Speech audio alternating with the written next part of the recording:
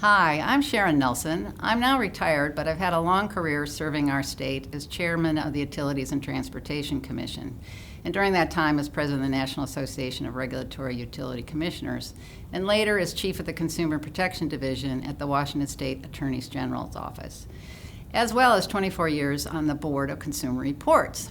With me today are Megan Conaway and Aaron Tam. Today, we'll be discussing Initiative 732 and both the pro and con arguments you'll find in the official voters pamphlet. I-732 implements a carbon tax swap here in Washington state. A carbon tax sends a clear message that pollution is harmful to everyone and we need to produce less of it. Washington can lead the nation with a policy that's been proven in British Columbia and is endorsed by both Democratic and Republican legislators.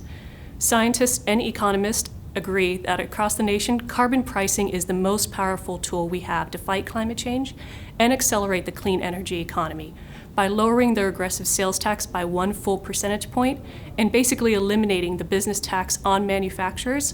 I-732 shifts our existing tax burden away from goods purchased by households and businesses and onto pollution. Carbon tax revenue from I-732 is also used to provide an annual tax rebate of up to $1,500 for 460,000 families by funding the Working Families Tax Rebate. The effects of climate change on water supplies, public health, storm damage, wildfires, and other impacts will cost Washington nearly $10 billion per year by 2020 unless we take control of our future. Washington can lead the nation in fighting climate change, but we need to act now. You can learn more about this policy and read the entire policy at yeson732.org. As they say, the best policies have the loudest critics. So let's take a closer look at the three main arguments against I-732. The first argument is that the tax swap will reduce net revenue to the state, taking money away from essential services. They argue that passing I-732 will lead to a loss of jobs in Washington state. And they argue that because I-732 doesn't raise taxes and fund new targeted investments, it creates an unjust transition. Let's start with the fiscal argument. First, let's be clear. Passing I-732 will not take a single dollar away from any of our state-funded essential services. The opponents of I-732 seem to confuse forecasting with how the state actually sets its operating budget, which is through the legislative process. The Office of Financial Management used a lot of incorrect assumptions to produce a forecast estimating I-732 would reduce revenue going into our $240 billion state budget by $797 million over 6 years. There is a big difference between millions and billions. Even with glaring errors, the OFM forecast is still well within normal variations in revenue forecasts. As an example, the state's ability to predict 4 years of future revenue over the last 8 quarterly forecasts has had an average deviation of 4.8%. By comparison, the OFM's estimate for I-732 is less than 1% of projected revenue, or basically within 1/5 of the margin of error for this type of long-term forecasting. Carbon Washington's forecast is based on the best available data and shows the tax swap will be 0.1% revenue positive. In its analysis, the Sightline Institute, which is an independent think tank, concludes I-732 is revenue neutral to the best of anyone's ability to forecast it. And I quote, as an argument against I-732, therefore, the revenue hole case is a red herring.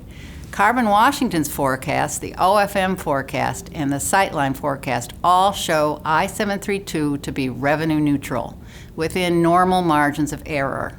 Our opponents know this is true, but are trying to scare and confuse voters. Don't be fooled. I-732 is revenue neutral. It was interesting for me to learn how inaccurate most of our state forecasting is, and how they don't examine the effects of different assumptions, which I've always been taught is an important part of assumption-based analysis. So what about the job loss argument, Megan? This is really just a false argument. I-732 will increase jobs in Washington state. There is reliable first-hand evidence from British Columbia where their 2008 revenue-neutral carbon tax has not only reduced greenhouse gas emissions, but also created a noticeable boost in GDP growth relative to the rest of Canada. REMI, a national group that does regional economic modeling, analyzed I-732 and found its passage would create a net increase of over 10,000 new jobs in Washington state by 2020. Job loss is a typical climate change denier's argument for why we shouldn't act on climate change, but I-732 isn't the typical climate action policy. By returning all the money I-732 raises directly back to the people and businesses in Washington, it internalized the external cost of pollution. This moves us closer to a perfect marketplace while simultaneously reducing distortionary taxes like the state sales tax and business and occupation tax, which are slowing economic growth. Passing I-732 is good for our economy and good for job growth in Washington state. It is disappointing to see organizational leaders who say they support acting on climate change adopting the same false argument climate deniers have been using for decades. But let's talk about the social justice concerns, Aaron. Washington has the most unfair tax system in the nation. Our regressive tax code hurts people in poverty more than any other demographic. A large reason for that is our reliance on the highly regressive state sales tax for a large portion of our revenue. The sales tax disproportionately hurts low-income people, communities of color, and immigrants. Social justice opponents argue that it's better to wait to act on climate change based on the belief that we can pass a better policy in 2 or 4 years.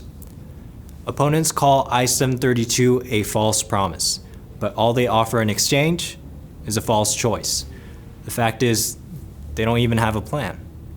Rather than returning revenue raised from a carbon tax to families and businesses equitably as I-732 does, they argue that the revenue should instead be invested in unspecified environmental projects, targeted communities, and job training funds. And I agree that these programs are critically important, but we can't lose sight of the fact that passing I-732 allows us to take immediate action on climate change while making our state tax system more fair. According to Sightlines analysis, I-732 would be the biggest improvement in the progressivity of Washington's state tax system in 40 years, ever since a voter initiative made groceries exempt from the sales tax. If we don't make big polluters pay for the cost of pollution now, the heaviest burden will continue to fall on low-income families, communities of color, our children, wildlife, and future generations. I-732 is a big step in the right direction towards fighting both climate change and poverty in Washington state. I hope you will join me in voting yes on I-732. I hope you found this video voter pamphlet discussion helpful and that you plan to vote yes on I-732 in November. There is nothing more important that you can do right now to help fight poverty in Washington state and to guide our nation toward meaningful climate action. I-732 is an elegant bipartisan policy that not only replicates but also improves upon the very successful revenue-neutral carbon tax that has been working in British Columbia since 2008. We're just weeks away from the election, and it's critical that you help pass I-732 by sharing this video, by volunteering, or making a donation. To learn more, please visit yeson732.org. Please vote yes. Please vote yes Please vote yes on I-732.